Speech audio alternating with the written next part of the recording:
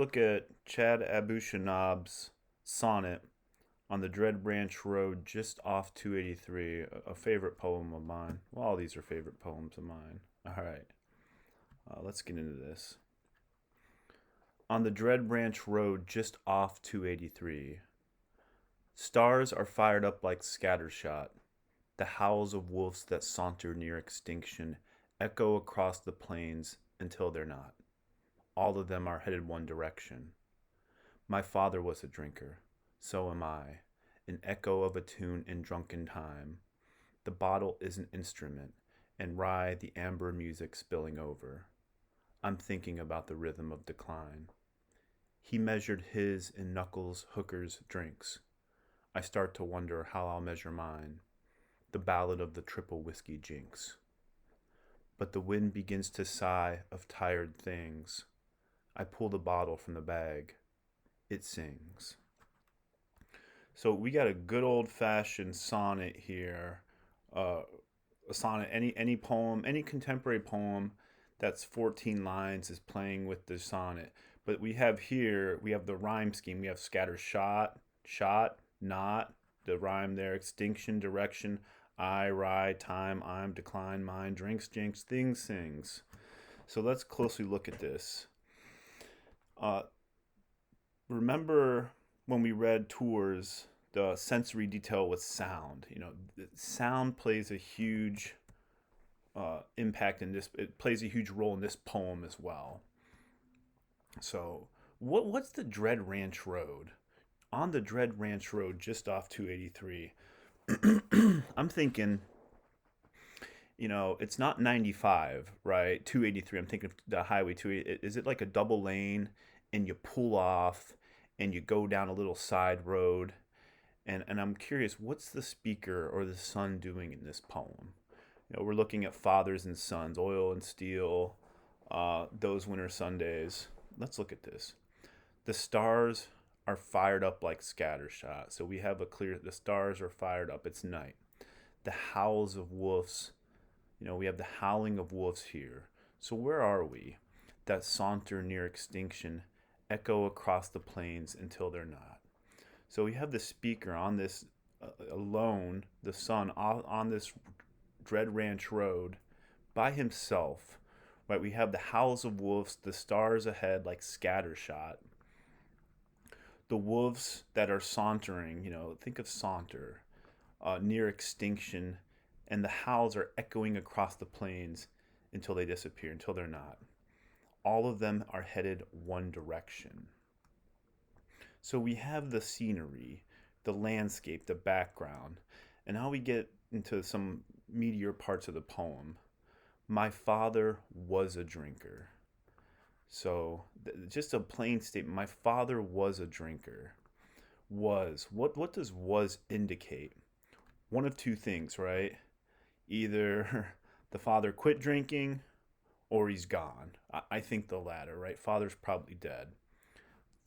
My father was a drinker. So am I. So am I. Like father, like son.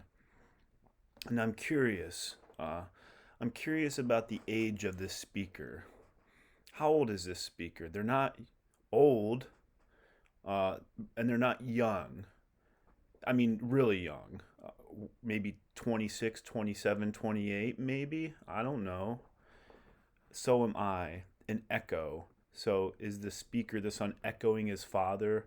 And we have the echo in the first stanza of the Wolves, an echo of a tune in drunken time. So a tune, we have this tune. This sonnet is very song-like, very musical. Sounds and music, references to music are important. Echo of a tune, I'm echoing my father. Echo of a tune in drunken time. What's in drunken time, right? Is that a little scattered, a little all over the place, maybe a little sloppy? The bottle is an instrument.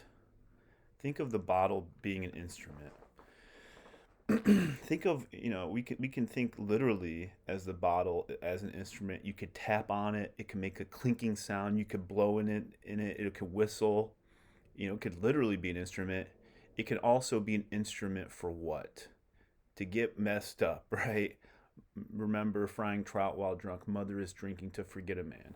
It could be an instrument to help you forget. It could be an instrument to dull the pain, an instrument to heighten happiness, which is, this is not a happy poem though, right? But it's an instrument for many things. The speaker in this poem, they're out on this road, this sun, and they're doing some thinking.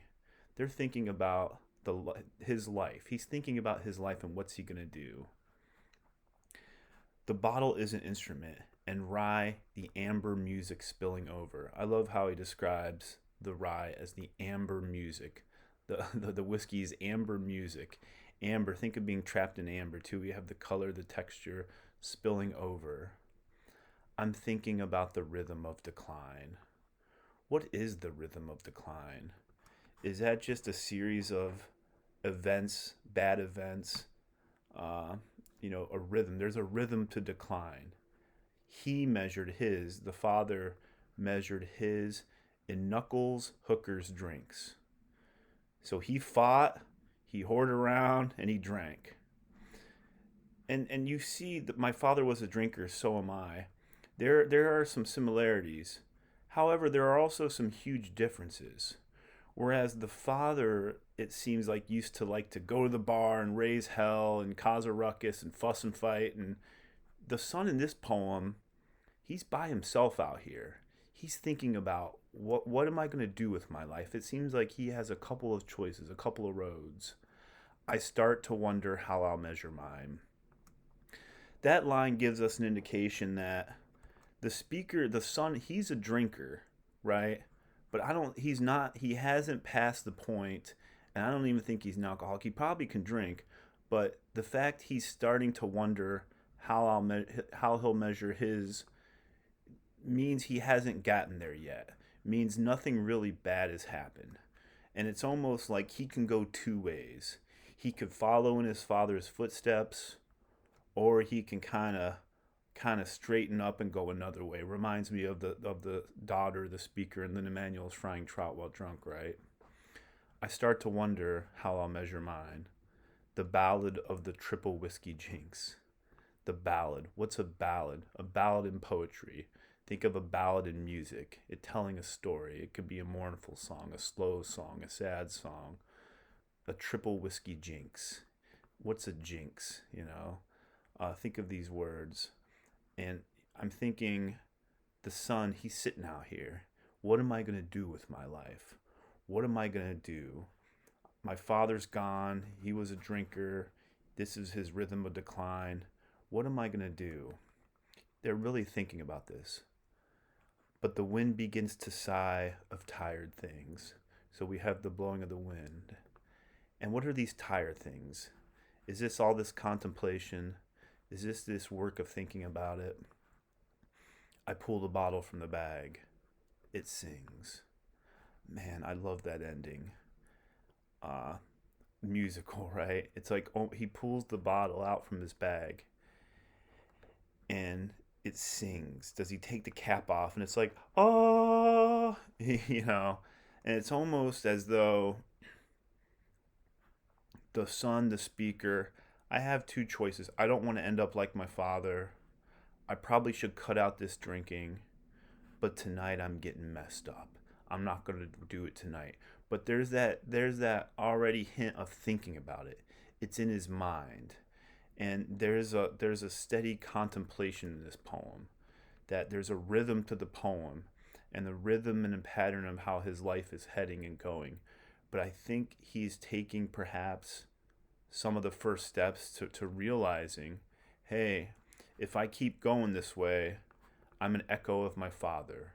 I'm an echo of my father. And I don't want to echo my father. I want to do something different. But tonight, I pull the bottle from the bag. It sings. Tonight's not going to be that night. And you can go back and look at the contemplation in the poem, how it's the form of the poem, how it's really the sonnet form, the 14 lines and the tight rhymes, very musically tight. And I think the form of the poem and the work of the poem really replicates the thinking that the speaker is doing, really thinking about his life and what's in front of him. But tonight the wind begins to sigh of tired things. I pull the bottle from the bag. It sings.